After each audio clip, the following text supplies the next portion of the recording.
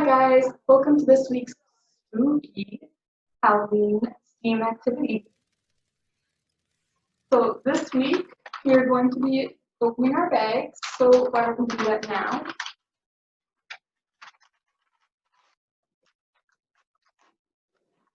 And we're going to be making a Halloween themed activity this week.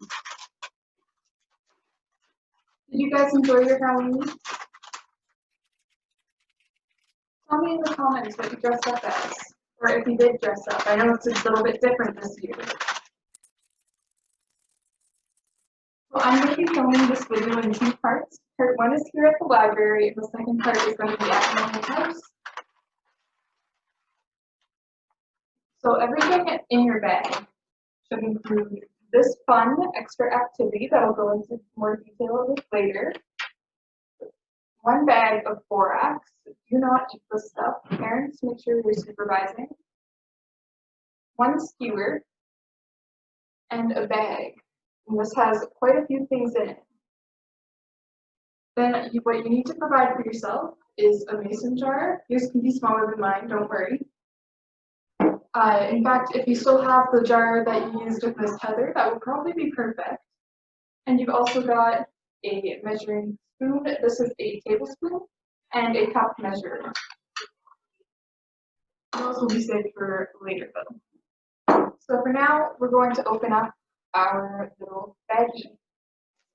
So inside of your bag, there's some googly eyes, a string, and pipe cleaner. There's one large one and 8 small ones. So the large one is wrapped around the smaller ones. What we're going to do right now is we're going to unwrap the long pipe cleaner so that it's ready to use later.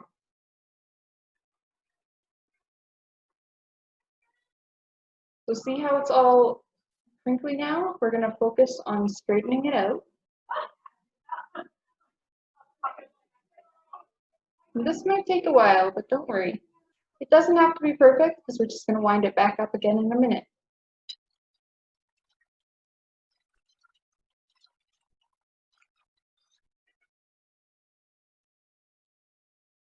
Okay, so this is good enough, especially because we're going to be using it again later. So now, I'm going to take one of your little things, and I'm going to record this on my phone so you can see firsthand what I'm doing as well. A fun thing about mason jars is that they can also hold up my phone very well so that you guys have two perspectives. So you're going to take your little string right here, the small one, and you're going to fold it into 3 parts. The first is going to go up, and then you're also going to go down. So it should look like that.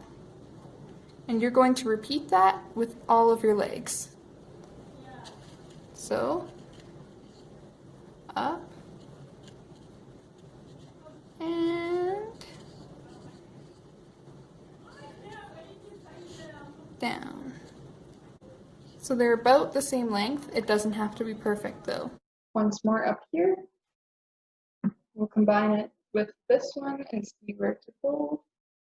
So about here, up, and about there, back down.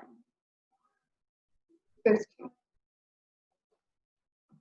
So I've got 3 down.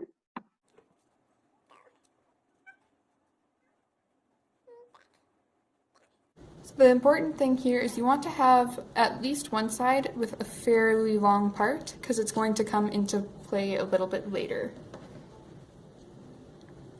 Can you guess what we're going to be making? I'll give you a hint. It is Halloween themed, and it's something that I personally do not like when it's real. I don't like it at all. So this one's a bit shorter, but that's all right.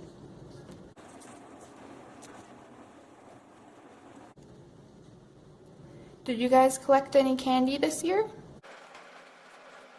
I hope you did, because our extra activity kind of revolves around some candy this time. Perfect. So now I have 8 legs. Oh, is that another hint? So I have 8 of these, and we're going to move on to the next step. You're going to take 2 legs, once again. And what you're going to do is you're going to take them and put them evenly spaced apart, about like this. About like that, so that they have some space. They aren't quite the same length, but don't worry about that. And then you're just going to twist these parts together. Be careful, because these are sharp and you don't want to poke yourself. See how it's twisted together? Perfect. And you're going to repeat that until all of them are connected together by at least 2.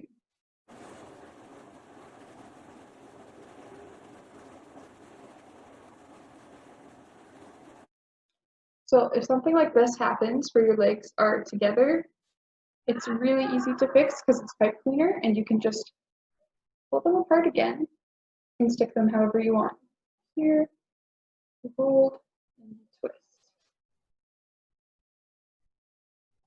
And remember to be careful. There we go. And this is my last one.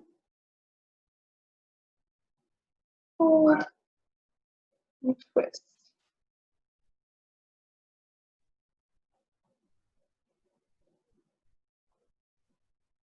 Perfect. Now you should have 4 of these, and I'm going to take them again. And when you have 4 all together, you're going to combine them. I'm going to bend this leg a little so it looks nicer, like this. I'll show you down here as well. These can be spaced out, but we don't have to worry about that as much right now. And once again, we're going to take these 2 knots and we're going to twist again. Remember to be careful, especially at the tops. Perfect. And then on the other 2, we're going to do the same thing again.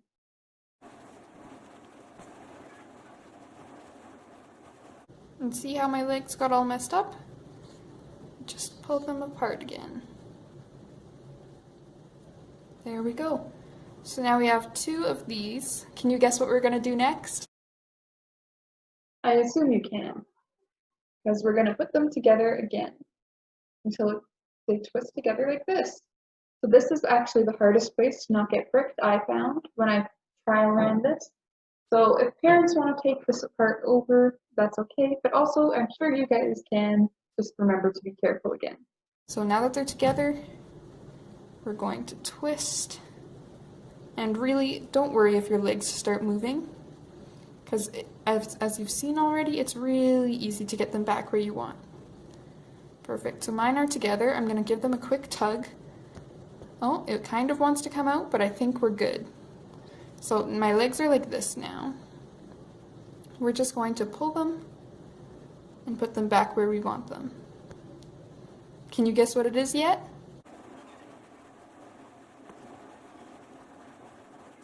So this is when you're going to grab your long pipe cleaner again. What you want to do is just wrap it around this top part. You're also going to want to go under your spider. So down here, around, and around the top. And then when you get to the end of your stick, you're going to want to tuck it back in to where you've already gone over. So that way it doesn't come out. So watch. I'm going to start here at the base. And I'm going to go around once. Twice. But now I'm going to actually go under. There's the top. I'm going under and across. And I'm going to do that one more time. I go over, down, and across. Now I've got 2 under supporting it in different areas and between different legs. And then I'm just going to go circling around this top nub until it's a thickness that I'm happy with.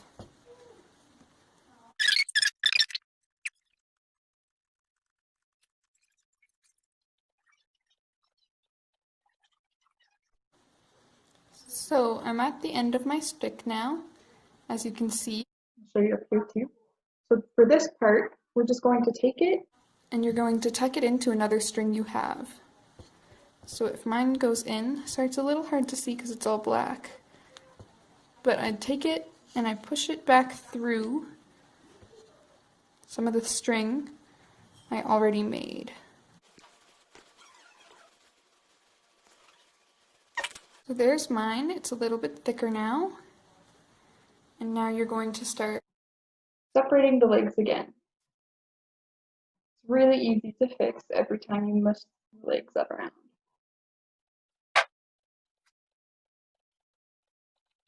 So, can you tell me what we just made? It's a little spider. So if you want to move the legs around too, now that it's on the ground and all assembled, all of my legs are touching the ground. I'll show you a different angle. But maybe I want two of the legs to be at the front. So I'll say this one and this one get raised. And now he's like, ooh. And now that the legs are raised, it's like he's ready to fight. Ooh. And he should still balance because he has so many other legs. So, now that the spider's made, the next thing we're going to do is grab our string. Well, I should have given you plenty of string for your creation. Mine goes across the entire screen. So what you're going to do is you're going to tie it to one of the legs of your spider. Like so. I haven't created a knot yet, but it should be able to hang.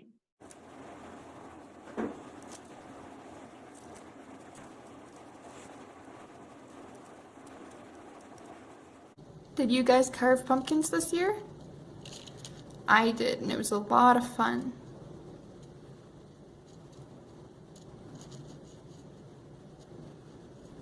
If you did, why don't you tell me what you carved?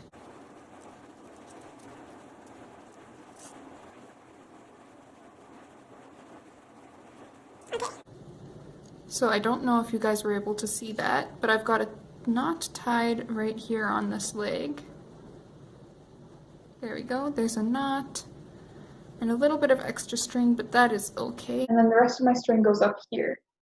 So I'm going to show you now in my mason jar how far down this can reach. And now my spider, hopefully he fits, so some of his legs are a little too wide. That's not a problem, you can just push them in, and that's exactly what I'm going to do. Perfect, so I moved all my legs in a little bit. There you go. Didn't even have to take my string off. Let's put him back in, see if he fits. And he does, no problem. So mine can go all the way to touch the ground.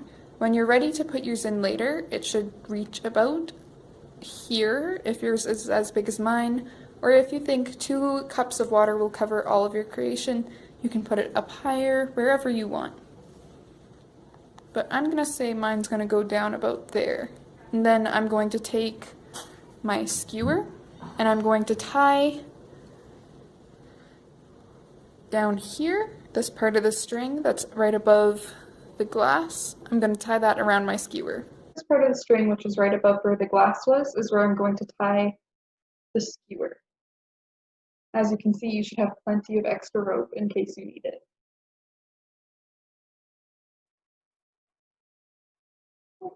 A little bit of a situation here.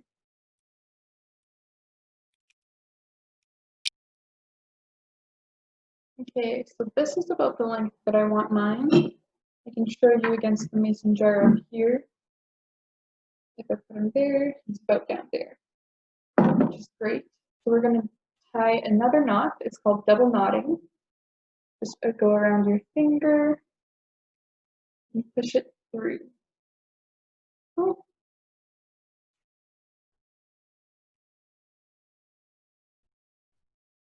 Try that again. So go around your finger. Push through the loop. Here we go. I'm going to slip my finger out. You see how my knot wants to form a little bit away from my skewer. I don't want that to happen, so I'm going to swing it towards the knot. I'm getting closer, but I'm going to have to keep undoing my knot until I get it at the same spot as the skewer. You undo by just grabbing the 2 pieces of the string and pulling it apart.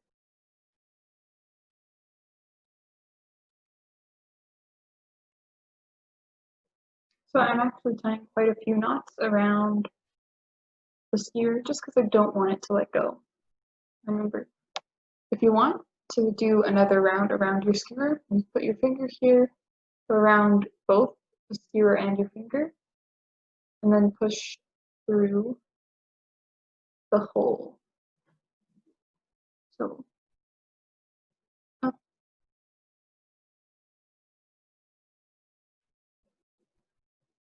and through the loop. You see how that creates another circle? And just push that in.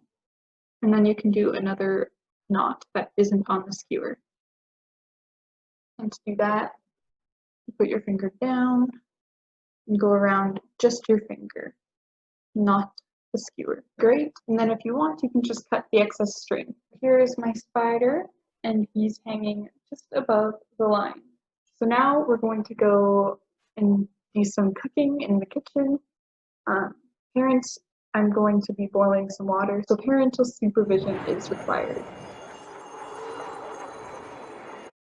Hi guys, so this is my house now, and what we're going to need here is a pan, a measuring cup, and a measuring spoon, and something to stir with. I just have a plastic spatula, that's the word.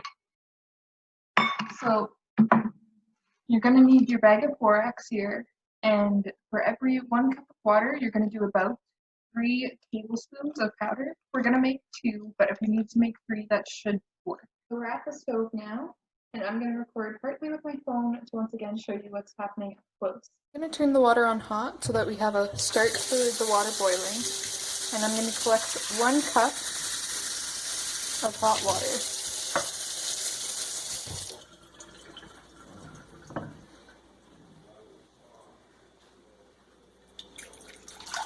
And I'm going to do this again, so we start with 2 cups of water.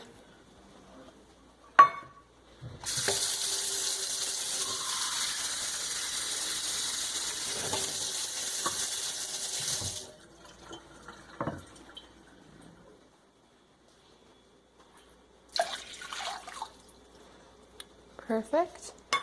And then we're going to turn our stove on into about medium.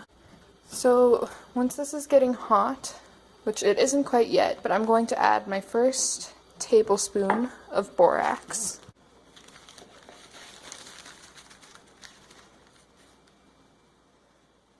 And we're going to dump it in here.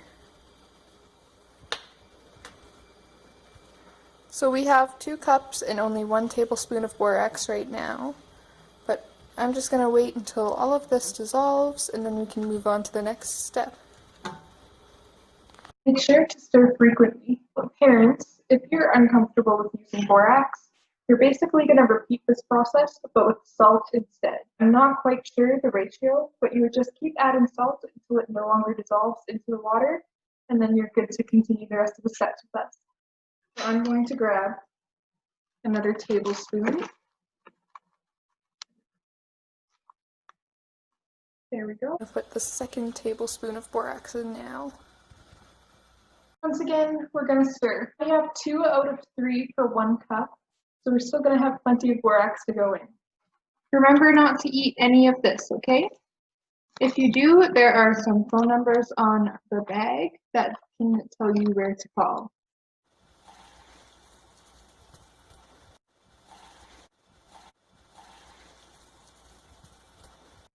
And stir. It's starting to become transparent again.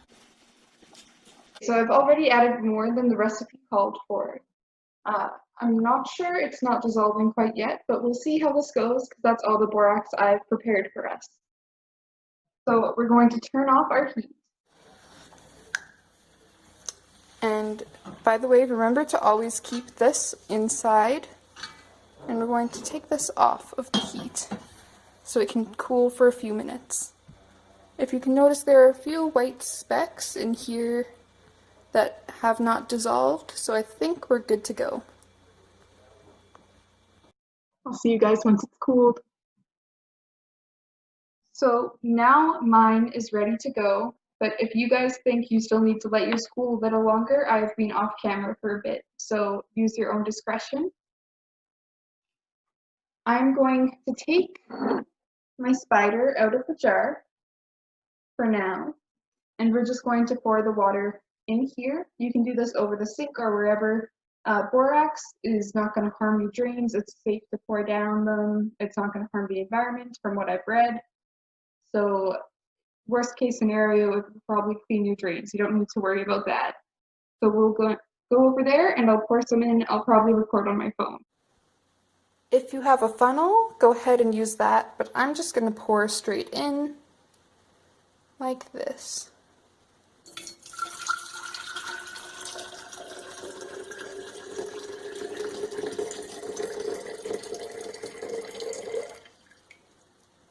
So mine's a little foggy, but I think that will do.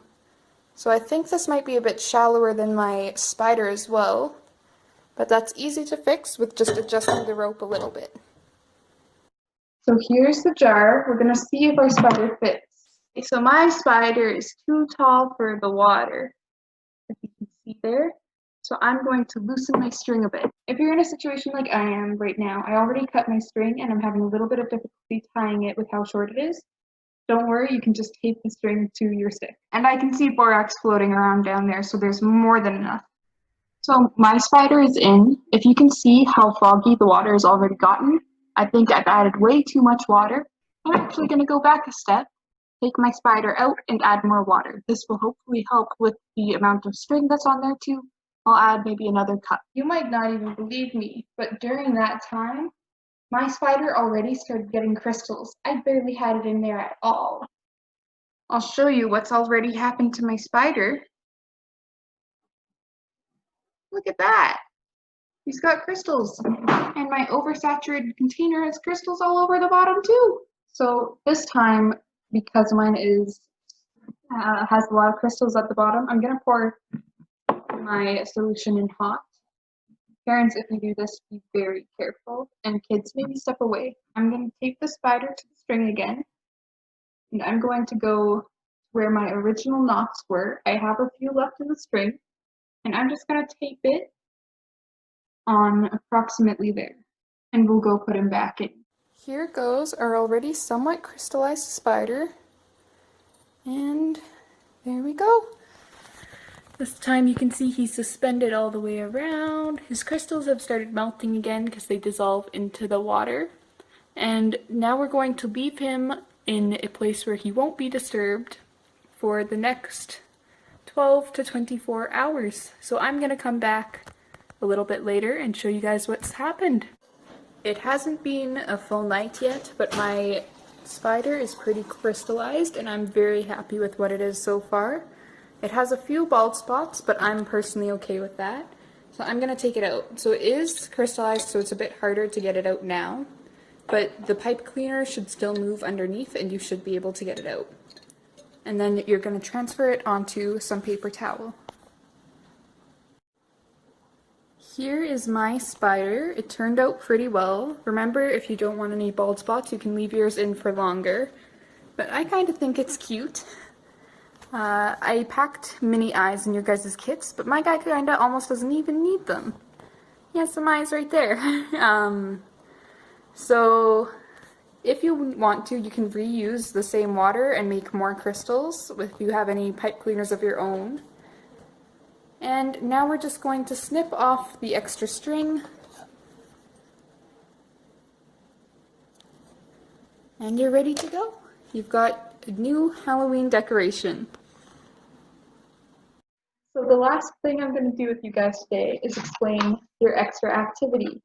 So this is a STEAM course, which means science, technology, engineering, arts, and math. So today our extra activity is going to go over some math, but don't worry, it's fun. This is what your graph looks like. You are going to record the Halloween candy that you've gotten this year. Hopefully you did manage to go trick-or-treating, but even if you didn't, maybe you have some candy around the house. So this is any chocolate you have. Let's say you have 5 chocolates. You're going to color a line up to 5. And then if you have suckers, let's say you have 10, you go up to 10. So the middle lines here aren't always exactly a number. It's called decimal place, which might be a little bit tricky. So I'm going to show you about where certain numbers are. So this would be 1, 2, 3, 4, and then 5. So this line, can anyone guess what it is? It's 2.5. So because of that, you're not probably going to have 0.5 of a candy. If you do, I maybe would throw that one out. But exactly. So then we have chocolates, suckers, gum, sours, which is just any candy that is sour, makes you go and make this face. Can you make that face? Have you ever had candy that makes you do that before? I definitely have. Then there's gummies and other kinds of candy. If you have candies that fall into 2 categories, go ahead and put it down for both. So I would love to see your guys' graphs and your guys' spiders in the comments of this video. That would be super cool. And I'm looking forward to seeing you all the next time I'm able to go live. Unfortunately, I actually had a midterm at the exact same time that this video is supposed to go up. So I'll be writing that. See you guys next week. I hope you had fun.